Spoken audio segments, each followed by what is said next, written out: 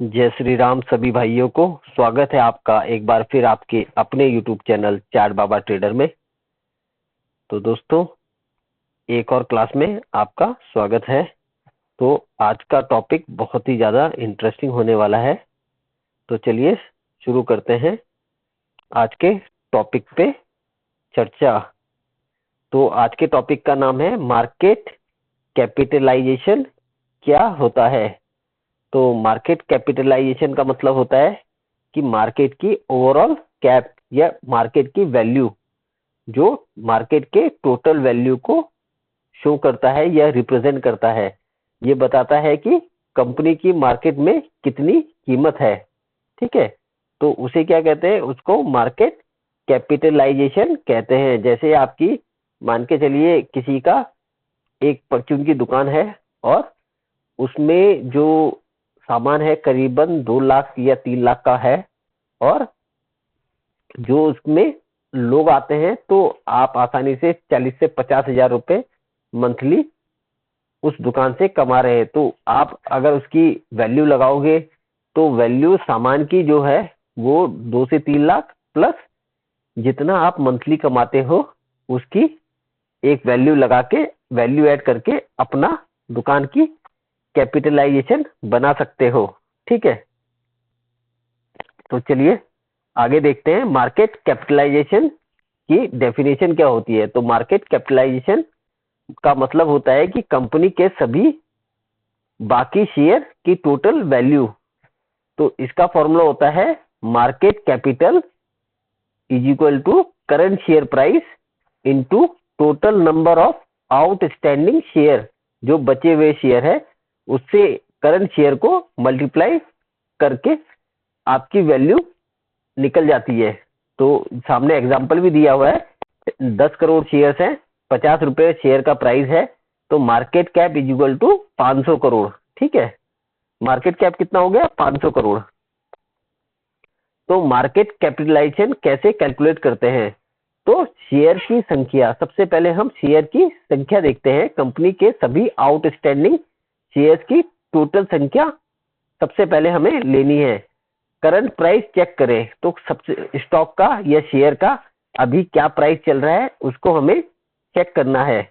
फिर दोनों को एक दूसरे से मल्टीप्लाई करें, तो टोटल शेयर और प्राइस को आपस में मल्टीप्लाई करें जिससे मार्केट कैप निकल जाएगी। अब मार्केट कैपिटलाइजेशन की कैटेगरीज क्या क्या होती है। तो large cap, mid cap, small cap, ये 3 कैटेगरीज होती है मेजर।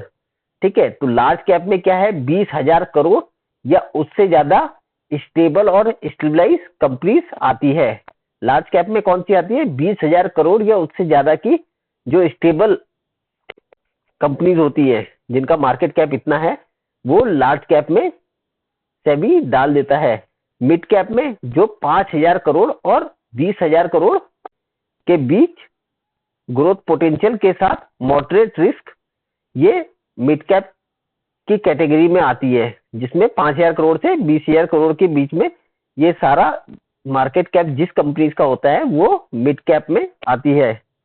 ठीक है, अब है स्मॉल कैप। स्मॉल कैप में क्या है, 5,000 से कम जिनकी कैपिटल वैल्यू है वो स्मॉल कैप में आती है, जिसमें हाई ग्रोथ और हाई रिस्क दोनों होते हैं।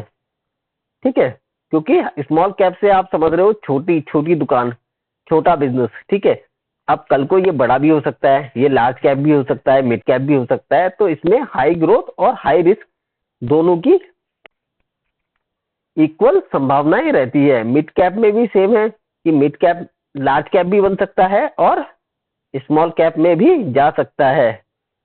ठीक है, तो इसमें रिस्क स्मॉल कैप के मुकाबले कम होता है।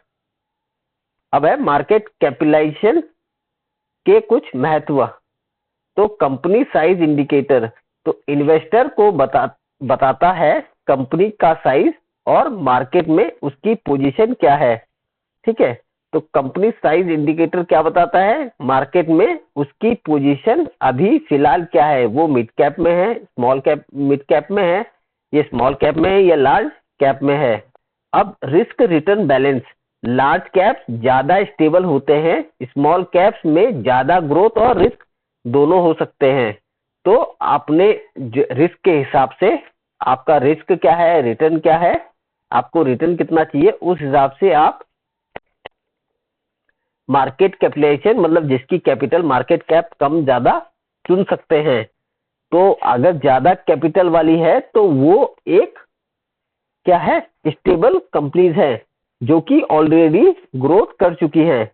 और मिड स्मॉल कैप कौन सी है, जो शायद भविष्य में ग्रोथ कर सकती है, भविष्य में क्या है, ग्रोथ कर सकती है, उन्हें स्मॉल कैप में डाला जाता है।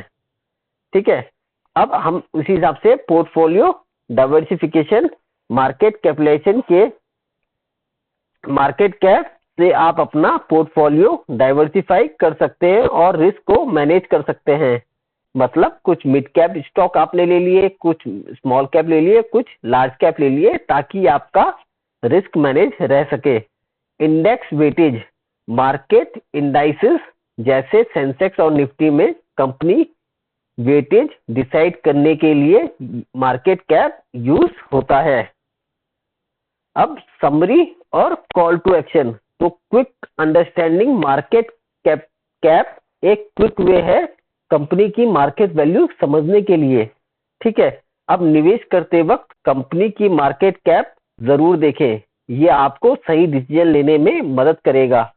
अगर आपको ये प्रेजेंटेशन पसंद आई है तो चैनल को सब्सक्राइब करें और शेयर करना ना भूलें। मिलते हैं आपसे अब अगली वीडियो में। धन्यवाद।